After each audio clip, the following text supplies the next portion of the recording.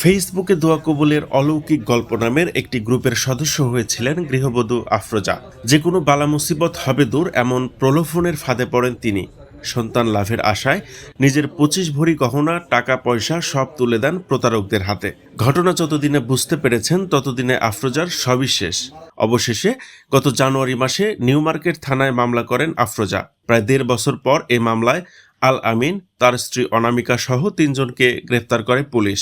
সংবাদ সম্মেলনে পুলিশ জানায়, আসামিরা সামাজিক যোগাযোগ মাধ্যমে ফাঁদ পেতে প্রতারণা করে আসছিলেন। অনেক তরিকা পালন করে তার বাচ্চা হয়েছে।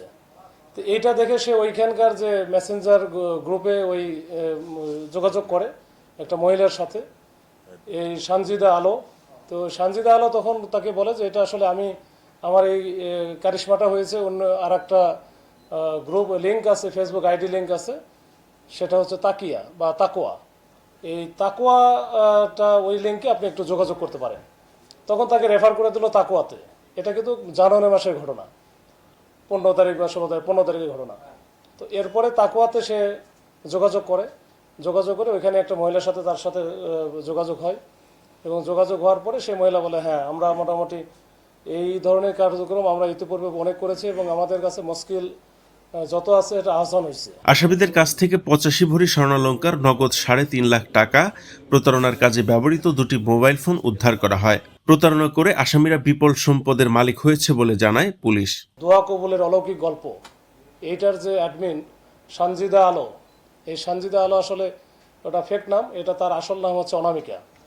এই অনামিকা আবার যে মোহাম্মদপুরে যে বসিলা হাউজিংয়ে থাকে, তো ওইখানে নিয়ে আসার পরে অনামিকার বাসা তো ওইখানে দেখলাম যে তারা স্বামী স্ত্রী মিলে একসাথে থাকে এবং তাদের বিরাট আলিশান কারবার।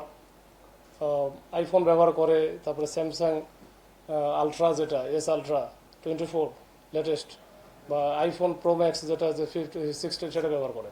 তো যাই হোক, তো কোনো চাকরি বাকরি কিছুই নাই, তার সুন্দর সংসার চলতেছে। তো তার কাছ থেকে মোটামুটি আমরা সব মিলে 85 ভরি স্বর্ণ পাই, আর 26 ভরির মতো পাওয়া যায় হচ্ছে ওই যে বালা, যেটা কপারযুক্ত বালা, আর অন্যান্য। এই বলতে পারেন যে 25 ভরি দিলাম, আবার এখানে আবার অলৌকিক কোনো কিছু ঘটলো নাকি যে 85 হইলো কেমনি। আসলে এটা সে বিভিন্নভাবে আরও এরকম বহু প্রতারণার মাধ্যমে এগুলো অর্জন করেছে। অনলাইন প্রতারণার এই চক্রের বাকি সদস্যদের গ্রেফতারে অভিযান চলছে বলে সংবাদ সম্মেলন করে জানান রমনা জোনের ডিসি মাসুদ আলম। আমরা যে বিপুল পরিমাণে এই যে স্বর্ণ অলংকার যে আমরা উদ্ধার করলাম, বা এর সাথে টাকা পয়সা, নগদ টাকা 3.5 লাখ টাকার মতো ছিল। তো এই সব মিলে এইটার উদ্দেশ্য হচ্ছে এই যে আমরা বিভিন্নভাবে অনলাইনের যে ফেক পেজের মাধ্যমে, গ্রুপের মাধ্যমে বা আইডির মাধ্যমে আমরা প্রতারণার শিকার হচ্ছি, এইটা আসলে একটু সচেতন হওয়া সবার দরকার। সচেতন না হলে এভাবে কিন্তু হতেই থাকবো। আর 2 নম্বর হচ্ছে যে আমরা যখন এটা করতে কোনো কিছু একটা সিদ্ধান্ত নেওয়ার আগে যদি পরিবারের সবার সাথে একটু আলোচনা করে সিদ্ধান্ত, এরকম বড় বড় সিদ্ধান্তের ক্ষেত্রে একটু ওই যেটা এই মামলার যে ভিকটিম আফরোজা হোসেন, উনি যদি তার স্বামীকেও বলতো তাহলে কিন্তু এই ঘটনা মনে হয় হতো না। তো এরকম আসলে এটা এই সচেতনতা বাড়ানো দরকার। এই জিনের বাদশা বা অমুক বাদশা তমুক বাদশা, এই বাদশাগুলোনের ব্যাপারে আমাদের একটু সচেতন হতে হবে। আমাদের একটু সবাইকে সচেতন হতে হবে, না হলে কিন্তু যে আমরা যারা বিশেষ করে নারী জাতি যারা আছেন, ওনারা হয়তো বা যে বাচ্চা যাদের হচ্ছে না, তারা কিন্তু ডিপ্রেশনে থাকেন। তারা বিভিন্নভাবে মনে করে যে আমাদের বাচ্চা যেভাবে হোক হইতে হবে, বা এই বিষয়গুলো এটা কিন্তু এই সচেতনতা বাড়াতে হবে, না হলে আমাদের কিন্তু আস্তে আস্তে আরও আমরা প্রতারণার শিকার হব।